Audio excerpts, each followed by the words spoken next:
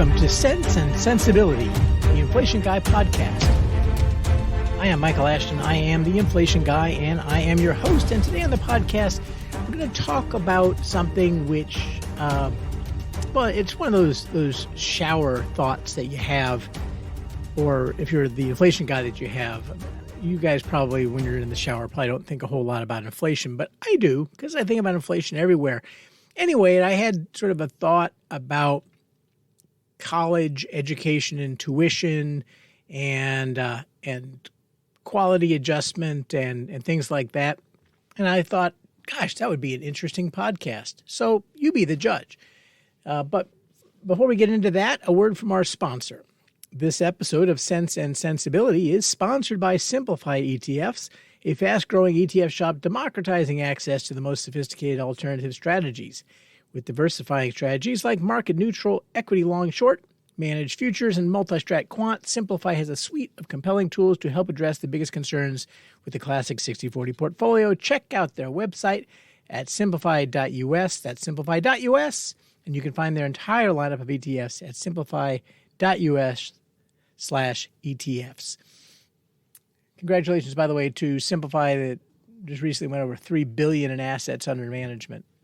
I saw that news, so that's exciting. They probably aren't all that excited about being associated with me talking about being in the shower, so I'll move on from that. Let's talk about the trivia question. Since we're talking about college, let's see who studied. In Hobbes' epic work Leviathan, how did the author famously describe the lives of mankind in its natural condition? A very famous description of the lives of mankind, the natural condition of the lives of mankind in Hobbes. And that's not Calvin and Hobbes. If you don't know which Hobbes I'm talking about, then you should probably just sit this one out. So let's talk about college anyway. But before I start on the discussion of college tuition inflation, I want to editorialize about another country that has recently announced that they're ceasing issuance of inflation-linked bonds. In what seems like it was a surprise announcement, last week Germany said that they would no longer issue inflation-linked bonds going forward. About a year ago, actually just slightly more than 1 year ago, Canada had announced that they were going to stop issuing real return bonds. At the time, Canada had sort of humorously claimed that there was no demand for inflation-linked bonds in an inflationary environment. I was attending the Canadian Bond Investors Association annual meeting at the time, and nobody there thought that was the case, but that was their excuse. Germany, on the other hand, gave no specific reason for ceasing the issuance. It is fairly routine for short-sighted bureaucrats in any country to look at the higher costs and nominal space for inflation-linked bonds when inflation is above expectations, and they're having to pay higher coupons, and these bureaucrats think that they're paying more money. It's going to save them money to stop issuing inflation-linked bonds. Even in the U.S., especially when deficits were a lot lower than they are now, there were regular runs at Treasury to try to get Treasury to stop issuing tips because they were so expensive. And it was only the steady hand of Tim Bitzberger, who was the Undersecretary for the Treasury in charge of the tips program at the time. He patiently delivered the message that in the long run, the Treasury lowers its total costs and the total cost to taxpayers by being a consistent issuer and by distributing to the widest pool of investors possible.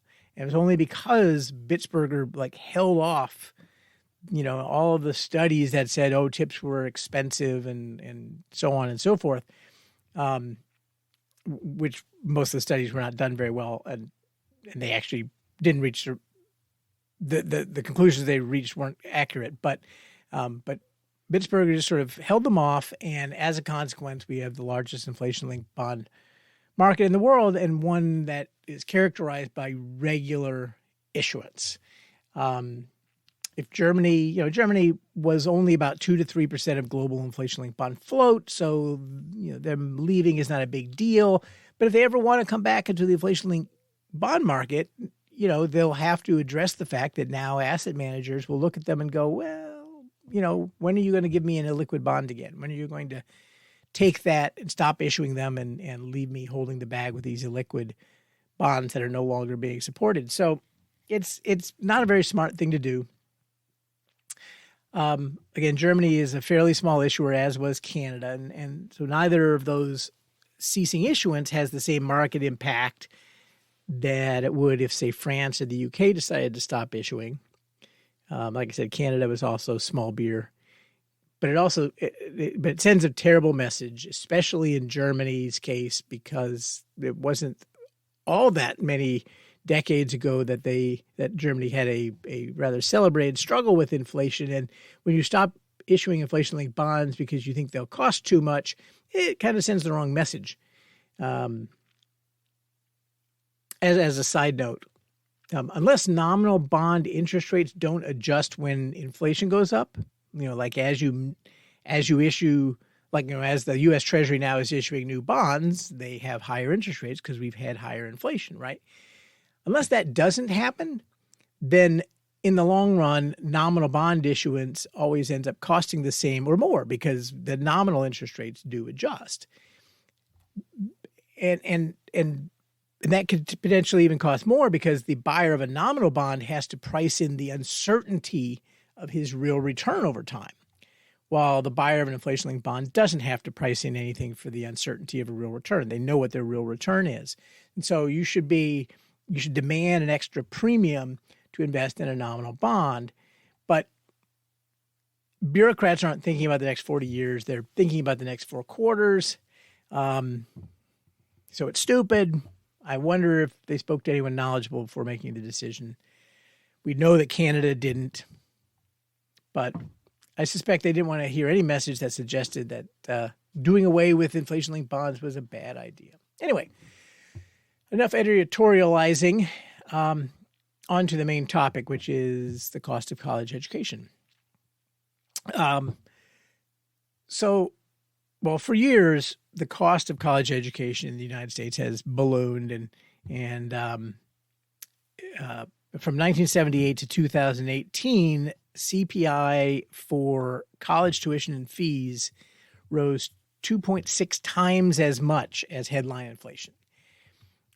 Inflation for tuition on a rolling 5-year basis was always above general inflation by around 3.1% on average over this long period of time from 78 to 2018. Now, that shouldn't be surprising to anybody who's listening, who is a parent with kids in college or just out of college or heading into college. College is crazy expensive, much more expensive than it was when we in quotes, when we went to school. And the question is why? It's something that I have thought about, not just in the shower, but for quite a long time. In 2017, my firm, Enduring Investments, licensed a tuition savings risk reduction strategy to Standard & Poor's, which was marketed for a few years as the S&P Target Tuition Inflation Index. And so I've spent a lot of time looking and studying how college tuition inflation works, what goes into the costs of a college and their revenues, and how that informs on what ends up happening to tuition.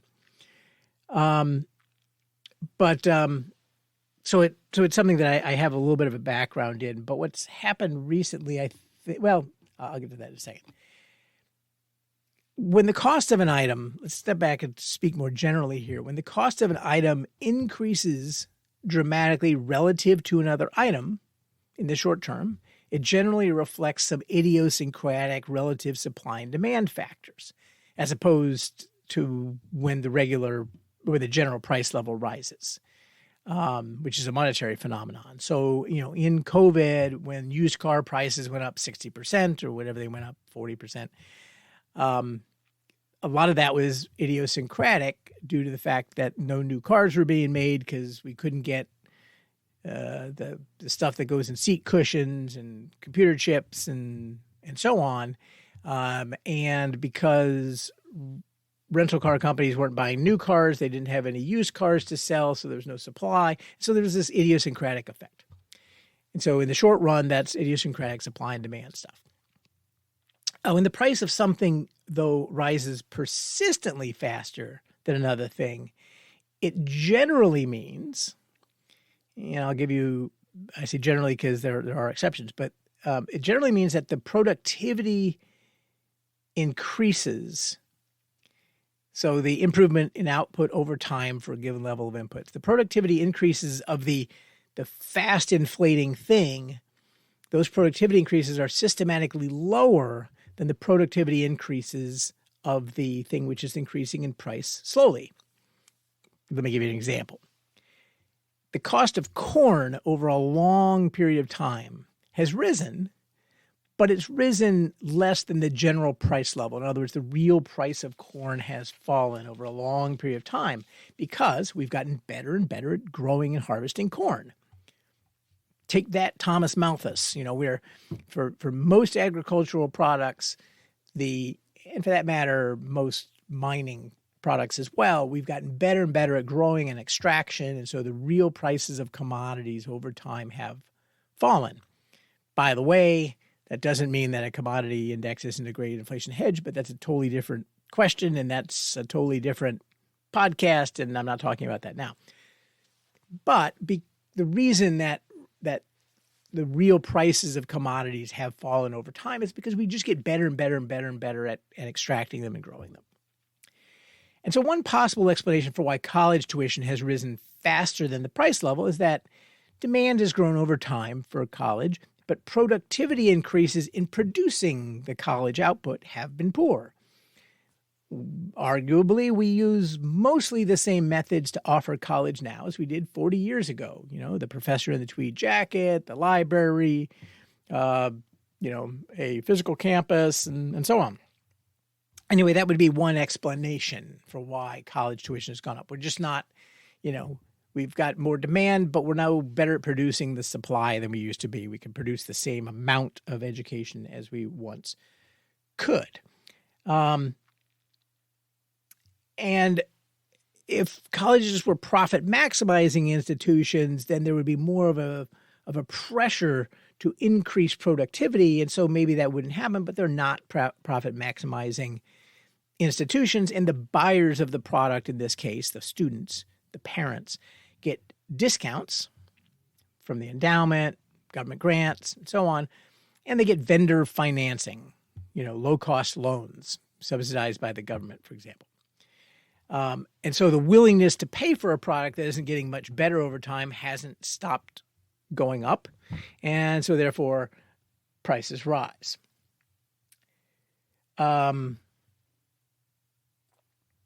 Anyway, that's what I thought was sort of the main reason. And then my son went to college. So I have to tell you, my son goes to a very nice college that's not cheap at all. It may well be, and I think it probably is, that colleges teach a lot of extraneous stuff now that doesn't need to be taught. And it is bizarre that a history degree costs the same as an economics degree when these are very different products, right? I mean, regardless, forget which one is more valuable or whatever. They're just different products, right? And so why should their price necessarily be the same? It's kind of odd. It just sort of says any degree is worth the same amount or should cost. It's just sort of strange when you think about it. But in touring colleges and then in following along as my son has been in college, I think there are some inescapable conclusions, which are admittedly probably colored by my narrow anecdotes. My son is studying marine biology. Ergo, all of the campuses we looked at were near beaches and gorgeous and so on. So maybe that clearly does color my conclusions. But here are my conclusions. One is university facilities are orders of magnitude nicer than they were when I went to college in the mid-'80s. And I went to a really nice university where we used to joke about the gardener to student ratio, okay? But we only had one dining hall. It was only open certain hours. We thought it was much better than what was available at other colleges. That was probably true. But it totally pales by comparison to what is available even at a small institution today. We looked at a small college in Rhode Island. They showed us one of their many dining halls where, among other things, one card swipe got you all-you-can-eat sushi. I mean, what? All-you-can-eat sushi. Okay. There are many dining options, and there's obviously lots of other wonderful facilities at almost every college. It seems is just really has the offering and physical plant just seems so much better than what it was when I went to school. And I do also, I guess the second conclusion is I do think at least in the sciences, because students can now take their work with them very easily, and simulation is more accessible, which helps, visualize certain things which are sort of difficult otherwise to fully understand. I think the quality of what is being taught in terms of the raw knowledge being taught might, in many cases, be better than it was back when I was in school. Example, my son took a programming class. He's never done any computer programming. He took an intro programming for science majors class, sort of the basics here. And he was programming in Python by the end of the semester.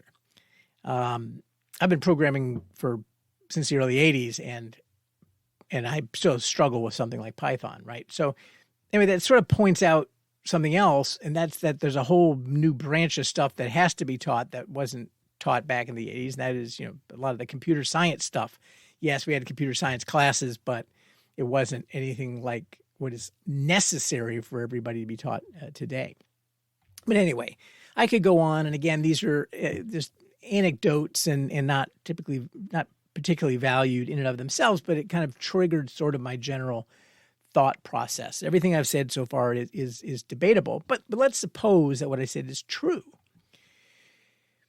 The other way that CPI for college tuition and fees, or any other CPI for that matter, can run ahead of other prices for a very long period of time. I said one way is that the productivity is poor, right? But another way it can run ahead for a long period of time is that there may be quality improvements that aren't being adjusted for. So if I pay more for a car in real terms after inflation, so there's 3% inflation, and this year I pay 3% more for a car than I did last year. Or there's 3% inflation, I pay 5% more for the car this year. Okay, so I paid 2% more after inflation. That might be because it's actually a better car and I'm getting more. There's other reasons in any given 1 year that could happen. But if the BLS makes an adjustment to the quality, then it won't show inflation. If it recognizes the car is 2% better quality, so I got 2% more car, and so the price of the car in quality adjusted terms went up 3%, same as the price level. There was no net extra inflation in automobiles, right?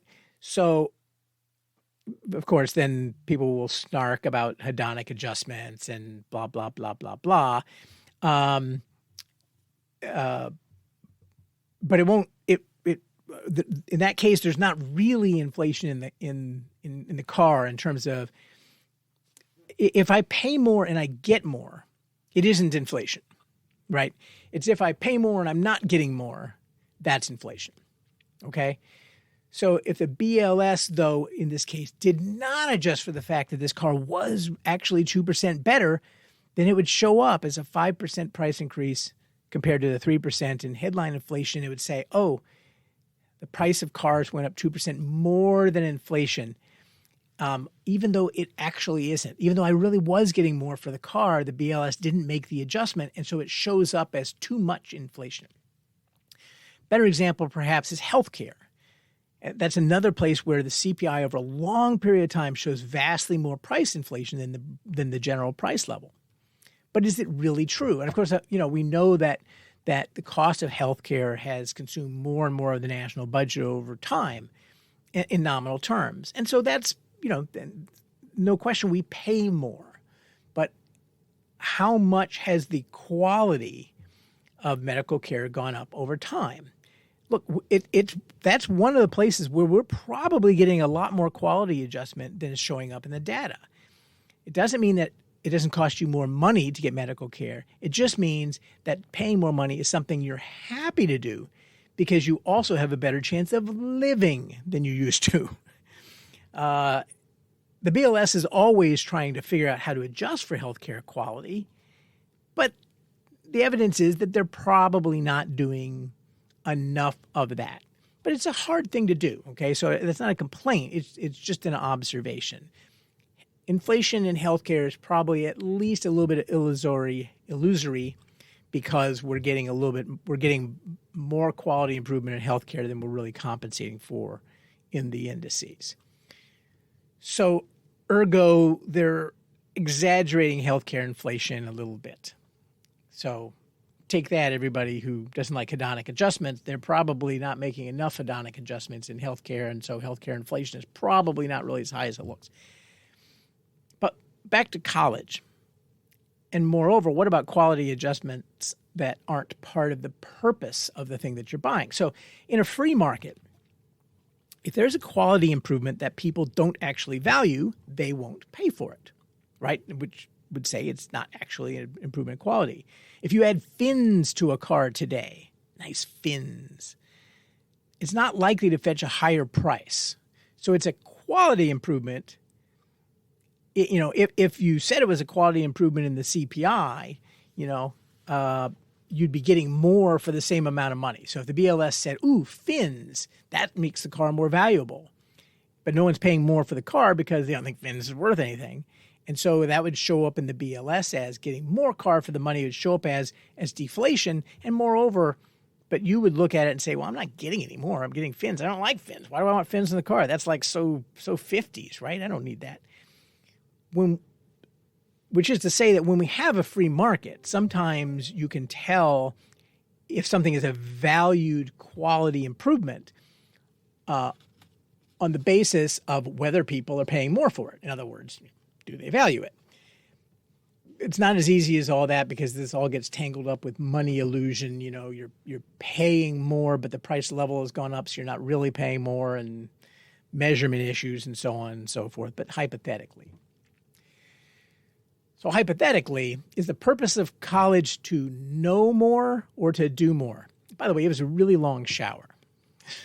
So it's, it kind of goes on for a while. Is the purpose of college to know more or to come out of college being able to do more? If it's to be able to do more, if that's the purpose of college, is to teach you to be more productive in society, then future engineers shouldn't want to pay more for a curriculum that teaches them ancient Greek in addition to mechanics than they would be willing to pay for a curriculum that doesn't teach them ancient Greek. And you wouldn't want to call the teaching of ancient Greek to engineers a quality adjustment, right? Because it's not a valued quality adjustment. Because the purpose of college, the way I've just defined it, is to be able to do more, not necessarily to know more. In the former case, they know Greek, that's great, but that's probably not really what the purpose of college is. Anyway, here's also where the problem of bundled services comes in. Suppose Disney adds a new ride, but I don't like it. It doesn't add to my Disney experience at all. But I don't have the option to not pay for that ride unless I don't want to pay for any rides at Disney. So unless the price of a Disney trip goes up a lot because of the new ride, or unless they add a bunch of new rides that all suck, in which case I just don't want to go and I'll pay for anything, it's really hard to tell from the outside whether that one new ride added quality to my experience or not. And it's the same thing with colleges. The university experience is clearly a lot different than it used to be. How much of that is an actual improvement in college, and how much of it is an increase in stuff that don't go to the heart of what we're paying for in college, and so aren't really quality improvements, and so does represent an increase in the real price of the college when we pay for those things. These are unknowable things. My guess is that my intuition is that I said early on that over the last 40, 50 years, college tuition has increased about 3.1% faster than the CPI on average every year over time. My guess is that maybe a third of that is actual improvements in quality, that actually college is doing its job better. And 2/3 of that is poor productivity that someone else is paying for. But it's hard to tell, right? So what's interesting, though, and here's why this kind of comes up in my head, is that since 2018, tuition has really underperformed inflation. So again, this hadn't happened on a 5-year basis since at least the 70s, okay? Probably longer than that, as far back as I had data. But over the last 5 years, tuition has really underperformed. Between the end of 2017 and the beginning of COVID, college tuition, core inflation, and headline inflation all rose about 5% total between end of 2017 and February of 2020. College tuition wasn't running ahead anymore. It was neck and neck. And then in 2020, some colleges dropped their tuitions slightly because of remote learning. And the BLS had to confront the question of, gosh, if everybody is learning remotely, isn't that a decline in quality? And they said at the time that they weren't going to make a quality adjustment because it was probably temporary. It was hard to measure, and they were just going to wait and see. And sure enough, after a short period of time, after a year, everybody went back to college, and it kind of wasn't all that important. But in 2020, though, colleges started, some of them dropped their tuition, but then since the end of 2021, college tuition in the CPI has also just grown at a really slow rate. Since the end of 2021, college tuition is only up 3.4%, while core inflation is up 9.2% and headline is 10.4%. So it's way behind the overall inflation rate, which is interesting. And I wonder if COVID made people rethink how much of those bundled services are crucial, which can be unbundled. Do I really need to send my kid to a school that has all of these other crazy things, or can I send them to a place that, just has animal husbandry, if that's what my kid wants to do? Which of these things can be unbundled and taught at the junior college level before we go on and pay for the full boat? So are we seeing a change in the way that college education is delivered and paid for? Time will tell, right? So at least part of what's happening is that federal support for colleges and endowment returns have both been terrific since COVID. And so it might be that the cost is still going up for colleges, but someone else is paying. And so colleges are still keeping, tuition increases modest, even though their costs are going up. And if that's true, then over the next 5 years, we'll see tuitions reaccelerate. And so that'll kind of answer the question. We'll have to wait and see. A lot of what we do in inflation is waiting and seeing. So now back to the top and answering the trivia question for all of you out there with a liberal arts degree. In Hobbes' Leviathan, how did the author famously describe the lives of mankind in its natural condition? Hobbes writes, in such condition, you'll recognize some of this, not all of it, probably. In such condition, there is no place for industry because the fruit thereof is uncertain, and consequently no culture of the earth, no navigation, nor use of the commodities that may be imported by sea, no commodious building, no instruments of moving and removing such things as require much force, no knowledge of the face of the earth, no account of time, no arts, no letters, no society, and which is worst of all, continual fear and danger of violent death, and the life of man, solitary, poor, nasty, brutish, and short.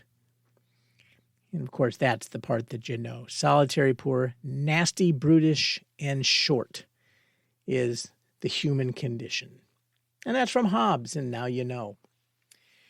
Thanks very much for subscribing. That's all for today's podcast. Thanks all for listening. That's all for today's podcast. Please subscribe, and some of you have, and thank you for that. And for others, contact me at inflationguy@enduringinvestments.com. You can subscribe for free to the blog, along with 1,000 other people who already have, at inflationguy.blog. Follow me on Twitter or X or whatever you want to call it, @inflation_guy, and visit Enduring Investments. Take a look at our new website. And if you've got an inflation challenge or you're curious about something having to do with inflation, fill out a contact form and I'll get in contact with you. Thank you very much. Really appreciate it. Most importantly, defend your money. And if inflation is coming for you, remember, you know a guy.